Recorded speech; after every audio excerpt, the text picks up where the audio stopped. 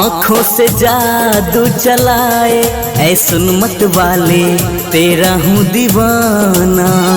आँखों से जादू चलाए ऐ सुन मत वाले तेरा हूँ दीवाना। तेरा हूँ दीवाना मैं आशिक पुराना, आशिक पुराना हाँ हाँ तेरा ही दीवाना मैं आशिक पुराना। मेरे दिल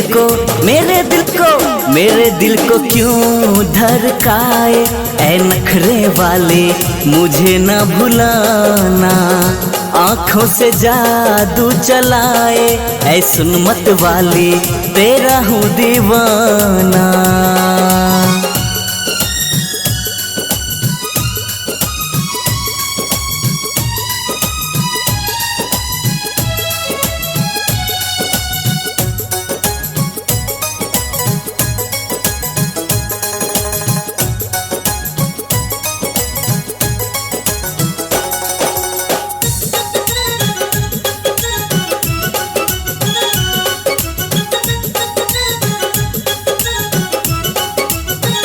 आँखों में तेरी है मदिरा का पानी, चढ़ती जवानी तेरी चाल मस्तानी।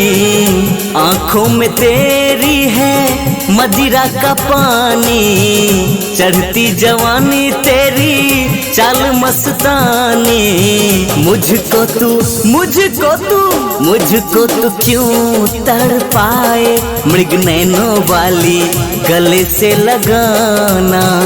हर पल क्यों याद आए ऐ भोली भाली मुझे अपनाना। आँखों से जादू चलाए ऐ सुन मत वाली तेरा हूँ दीवाना।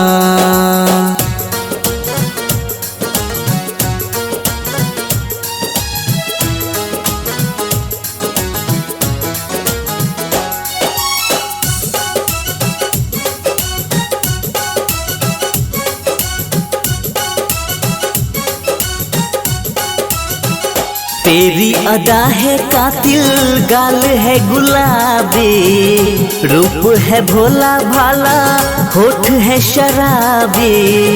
तेरी अदा है कातिल, गाल है गुलाबी, रूप है भोला भाला, होठ है शराबी। हंस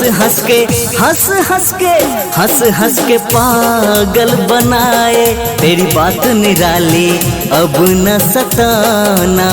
मेरे दिल तू ही भाए शराब की प्याली नशा न चढ़ाना। आँखों से जादू चलाए ऐ सुन मत वाली तेरा हूँ दीवाना।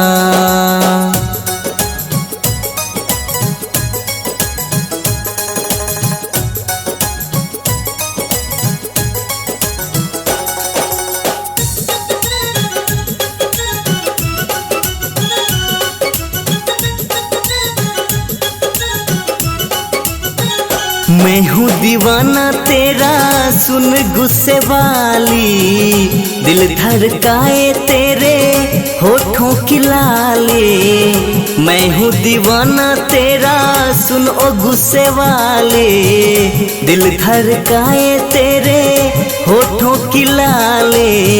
मुझसे क्यों आँख चुराए फूलों की डाली दिल न दुखाना।